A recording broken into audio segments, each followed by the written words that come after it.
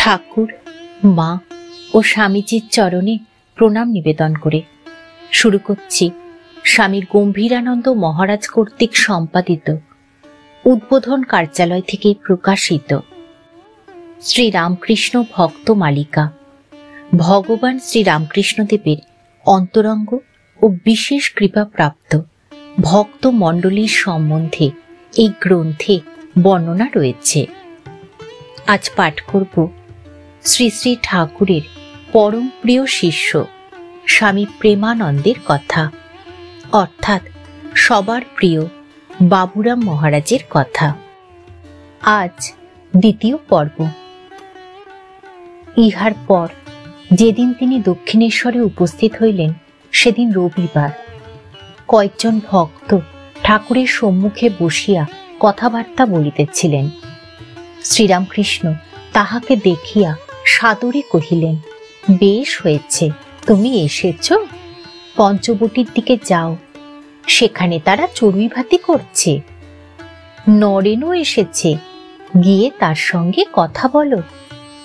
পঞ্চবটির নিকটে গিয়া তিনি দেখিলেন রাখাল সেখানে বসিয়া আছেন, এছাড়া অপরাপর যুবক ভক্তও রহিয়াছেন। নরেন্দ্রের গুণাবলী তিনি পূর্বেই শ্রবণ করিয়াছিলেন। আজ বাঞ্ছিত জনকে অতি নিকটে পাইয়া আনন্দে আত্মহারা হইলেন। শ্রীযুক্ত বলরাম বসু আপন শ্বশ্রু মাতাকে ইহার পূর্বেই শ্রীরামকৃষ্ণের সহিত পরিচয় করাইয়া দিয়াছিলেন। ভক্তিমতী মাতঙ্গিনী ঠাকুরানী ঈশ্বর নির্ভরতার পরিচয় শ্রীরামকৃষ্ণ পূর্বেই পাইয়াছিলেন এবং ইষ্ট লাভের জন্য তাহার অদেয় কিছুই নাই ইহা বুঝিতে পারিয়াছিলেন। তাই বাবুরামের আগমনের পরে একদিন মাতঙ্গিনী দেবীর নিকট প্রার্থনা করিলেন, এই ছেলেটিকে তুমি আমায় দাও। এই অদ্ভুত ও অপ্রত্যাশিত প্রার্থনায় কিঞ্চিত মাত্র বিচলিত না হইয়া মাতঙ্গিনী উত্তর দিলেন, বাবা, আপনার নিকট বাবুরাম থাকবে এ তো অতি সৌভাগ্যের কথা। বাবুরামের মনও তখন পরম হংসদেবের আরো ঘনিষ্ঠ সান্নিধ্যের জন্য লালায়িত ছিল। অতএব ঠাকুরের আহ্বান ও গর্ভধারিণীর সম্মতি পাইয়া তিনি প্রায়ই দক্ষিণেশ্বরে আসিয়া বাস করিতে লাগিলেন। ওই কালে পরম কারুণিক ঠাকুরের স্নেহ শতধা প্রকাশিত হইত। বাবুরাম সম্বন্ধে তিনি বলিতেন, ও আমার দরদি, আবার সুর করিয়া গাহিতেন, মনের কথা কইব কিসই, কইতে মানা, দরদি নইলে প্রাণ বাঁচে না। পরবর্তী জীবনে ঠাকুরের ভালোবাসার উল্লেখ করিয়া বাবুরাম মহারাজ মঠের সাধু ব্রহ্মচারীদিগকে বলিতেন, আমি কি আর তোদের ভালোবাসি? যদি ভালোবাসতাম তাহলে তোরা আমার আজীবন গোলাম হয়ে থাকতিস। আহা, ঠাকুর আমাদের কত ভালোবাসতেন, তার শতাংশের এক ভাগও আমরা তোদের ভালোবাসি না। কোনো কোনো দিন রাত্রে তাকে হাওয়া করতে করতে আমি ঘুমিয়ে পড়তুম। তিনি আমাকে তার মশারির ভেতর নিয়ে বিছানায় শুইয়ে দিতেন। আমি আপত্তি করতুম, কারণ তার বিছানা আমার ব্যবহার করা কি ঠিক? তাতে তিনি বলতেন, বাইরে তোকে মশাই কামড়াবে, যখন দরকার হবে আমি জাগিয়ে দেব। বাবুরাম কলকাতা হইতে দীর্ঘকাল না ফিরিলে ঠাকুর অস্থির হইয়া পড়িতেন এবং তাহার জন্য ছুটিয়া দারুণ গ্রীষ্মকালেও কলকাতায় যাইতেন। এইরূপে 1885 খ্রিস্টাব্দে এক চৈত্রের দিনে বলরাম মন্দিরে আসিয়া বলিয়াছিলেন, বলে ফেলেছি 3টের সময় যাব, তাই আসছি, কিন্তু বড় ধূপ। ছোট নরেনের জন্য, বাবুরামের জন্য এলাম। বাবুরাম সম্বন্ধে ঠাকুর বলিতেন, নৈকস্য কুলীন, হাড় শুদ্ধ। ভাবমুখে তিনি দেখিয়াছিলেন বাবুরাম দেবী মূর্তি, গলায় হার, সখী সঙ্গে, আর বলিয়াছিলেন, ও স্বপ্নে কি পেয়েছে, ওর দেহ শুদ্ধ, একটু কিছু করলেই ওর হয়ে যাবে। কি জানো, দেহ রক্ষার অসুবিধা হচ্ছে, ও এসে থাকলে ভালো হয়। আর একদিন বলিয়াছিলেন, কাল ভাবাবস্থায় এক পাশে থেকে পায়ে ব্যথা হয়েছিল, তাই বাবুরামকে নিয়ে যাই, দরদি। ভাবাবস্থায় ঠাকুর সকলের স্পর্শ সহ্য করতে পারিতেন না। পড়িয়া যাইতেছেন দেখিয়া অকস্মাৎ কেহ ধরিতে গেলে তিনি কষ্ট অনুভব করিতেন। সুতরাং ওই সময় ধরিয়া থাকিবার জন্য দরদি ও নৈকস্য কুলীন বাবুরামকে সঙ্গে সঙ্গে ফিরিতে হইত। ঠাকুর যদ্যপি অব্রাহ্মণের হস্তে অন্নগ্রহণ করিতে পারিতেন না, তথাপি বাবুরামের পবিত্রতা সম্বন্ধে সন্দেহ মাত্র না থাকায় এক সময় তাহাকে বলিয়াছিলেন, তুই আমায় একদিন রেঁধে দিস, তোর হাতে খাবো। অবশ্য কার্যত উহা আর ঘটিয়া উঠে নাই। কিন্তু স্নেহ ও বিশ্বাসের কোনো ন্যূনতা না থাকিলেও ঠাকুর কাহারও ভাব নষ্ট করার বিরোধী ছিলেন। তাই একদিন স্নেহের দুলাল বাবুরামের অনুরোধ উপেক্ষা করিয়াছিলেন। দক্ষিণেশ্বরে সমাগত ভক্তদের ভাব সমাধি হইতে দেখিয়া বাবুরাম একদিন ঠাকুরকে ধরিয়া বসিলেন, আমার ভাব সমাধি করে দিতে হবে। ঠাকুর যতই বলেন, আমার ইচ্ছায় কি হয় রে, মার ইচ্ছা না হলে হয় না, ততই তিনি আবদার করেন, আপনাকে করে দিতেই হবে।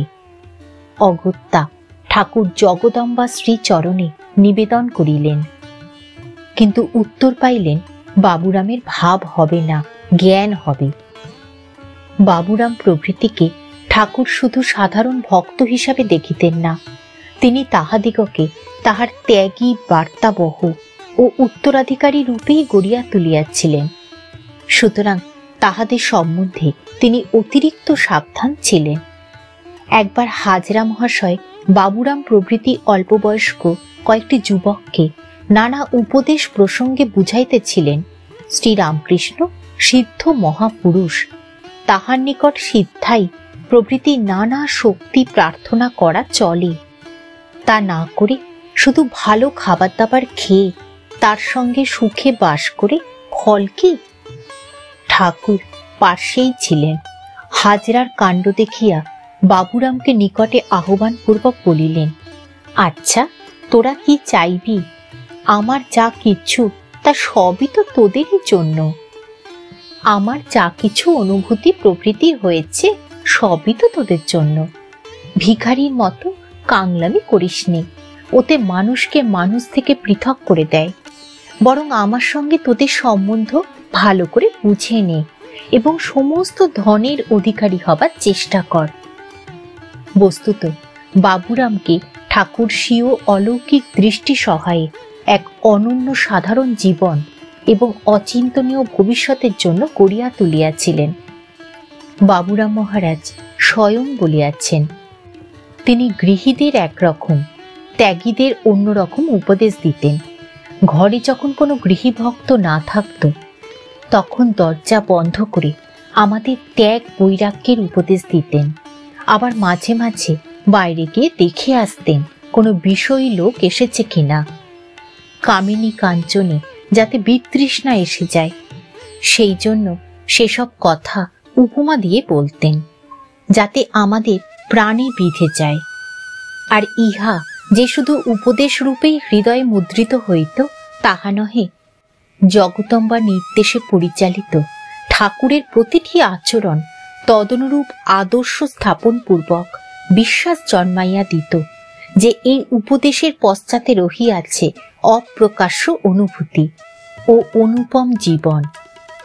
এক রাত্রে বাবুরাম ঠাকুরের ঘরের মেঝেতে মাদুরের উপর ঘুমাইতেছেন।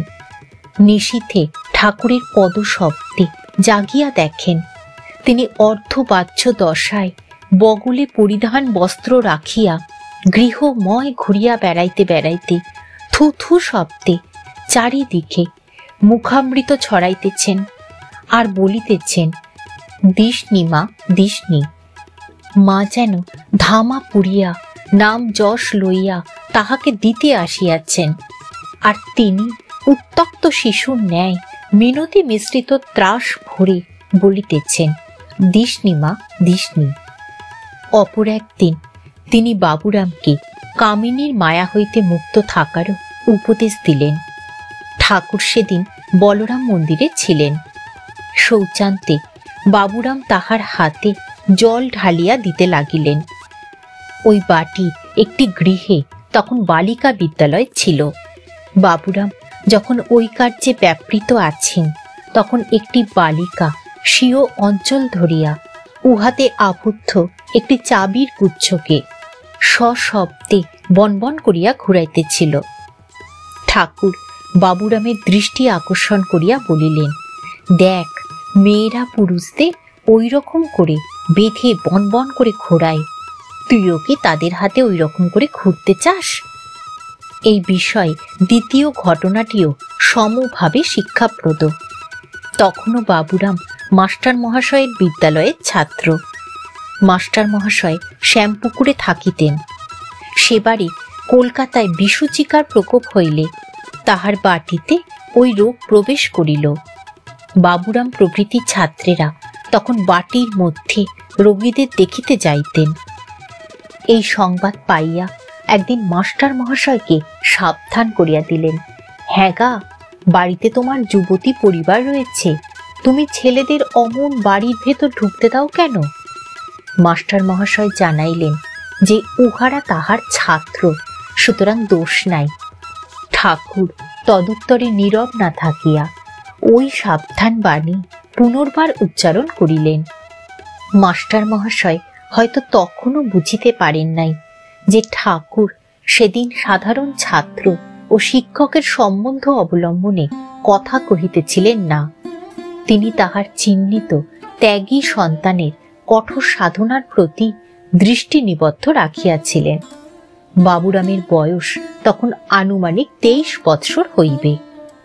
এই সকল বিষয়ী সুলভ দুর্বলতা হইতে বাবুরামকে পক্ষী মাতার ন্যায় স্বীয় পক্ষপুটে সর্বদা রক্ষা করিলেও ঠাকুর স্বীয় সন্তানের অন্তর্নিহিত প্রেমকে সংকুচিত না করিয়া বরং সুনির্ধারিত প্রণালীতে বিবিধ রূপে বিকাশের পথেই লইয়া যাইতেছিলেন। তাই ভোগ্যবস্তু হইতে তাহাকে সতর্কভাবে দূরে আকর্ষণ করিলেও ভক্ত সেবায় সর্বদা উৎসাহিত করিতেন। বাবুরাম মহারাজ পরে একদা বলিয়াছিলেন, দক্ষিণেশ্বরে দেখেছি ঠাকুরের কাছে কোনো ভক্ত উপস্থিত হলে তিনি তাকে কত ভাবে আপ্যায়িত করতেন। বলতেন, পান খাবেন? পান না খেলে জিজ্ঞাসা করতেন, তামাক খাবেন? আমাদেরও তাই অভ্যাস হয়ে গেছে। এই ভক্ত সেবার ভাব বাবুরাম মহারাজ উত্তরাধিকার সূত্রে পূর্ণ মাত্রায় পাইয়াছিলেন। ঠাকুর, মা ও স্বামীজির চরণে প্রণাম নিবেদন করে শেষ করছি আজকের পাঠ। শ্রী শ্রী ঠাকুরের পরম প্রিয় শিষ্য স্বামী প্রেমানন্দের কথার দ্বিতীয় পর্ব।